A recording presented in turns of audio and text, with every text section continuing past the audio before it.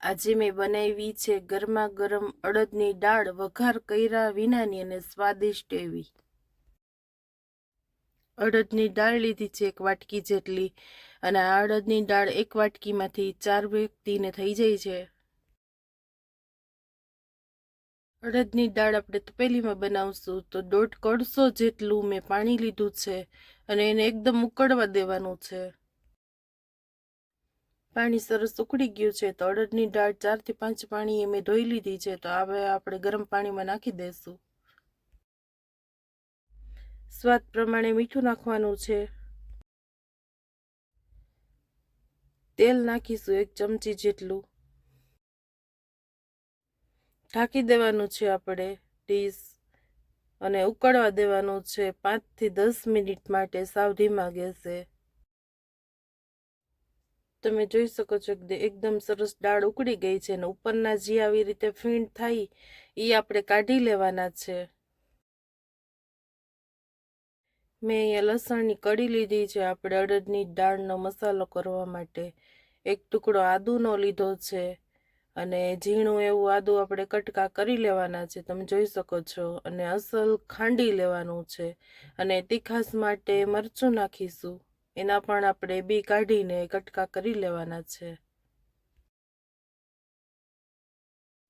અડદની દાળ છે એ વઘાર વિનાની જ આપણે બનાવતા હોય છે શનિવારે, મંગળવારે. તો તમે જો આવી રીતે બનાવશો ને તો બહુ સરસ બનશે ટેસ્ટમાં. હવે આપણે 1 ચમચી જેટલું આખું જીરું નાખીશું એટલે સ્વાદમાં સરસ લાગે છે. લસણ, આદુ, મરચું ને આખું જીરું એને સરખું તમે ખાંડી લેવાનું છે. તમે જોઈ શકો છો કે આવી રીતે સરસ ખાંડી લીધું છે ને સ્વાદમાં બહુ સરસ લાગે છે આ તમે દાળમાં નાખો છો તો. 1 ટમેટું લીધું છે ને એને છાલ ઉખેડી લીધી છે. છાલ ઉખેડીને ઝીણું એવું આપણે સમારી લેવાનું છે અને વચ્ચેનો ભાગ કડક હોય એ કાઢી લેવાનો છે. અને દાળ હવે સરસ બફાઈને તૈયાર થઈ ગઈ છે, તમે જોઈ શકો છો. તમે જોઈ શકો છો કે બધું જ પાણી આપણું છે એ બળી ગયું છે ને સરસ એવી દાળ ચડી ગઈ છે. તમે જોઈ શકો છો કે સરસ દાળ બફાઈ ગઈ છે આપણી. એકદમ સરસ પીળી દાળ બનાવવા માટે મેં ખાટી છાશ થોડીક લીધી છે વાટકીમાં અને એમાં આપણે 1 ચમચી હળદર નાખવાની છે. તમે જો આવી રીતે આમ હળદરવાળી છાશ કરી લેશો ને તો તમારી દાળ છે એકદમ સરસ પીળી બનશે.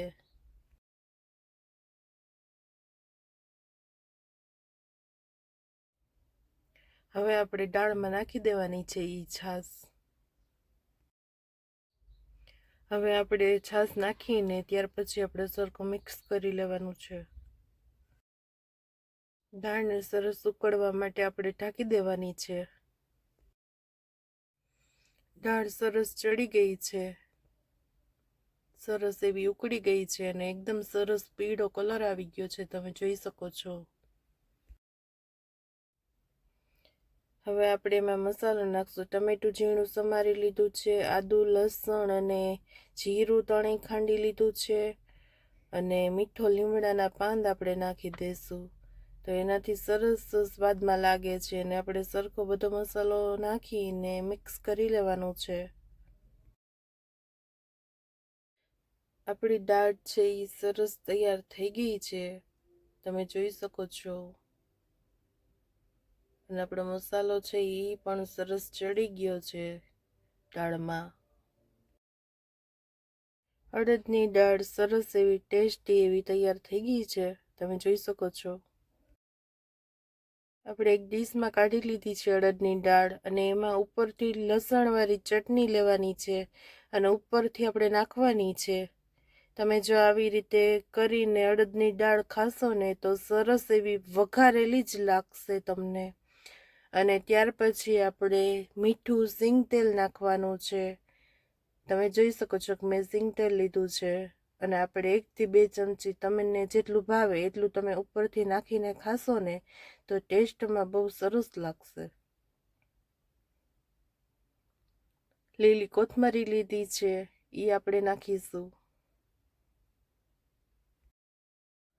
અડદની દાળ વઘાર વિનાની અને બાફેલી સરસ એવી ટેસ્ટી એવી બની ગઈ છે, તૈયાર થઈ ગઈ છે.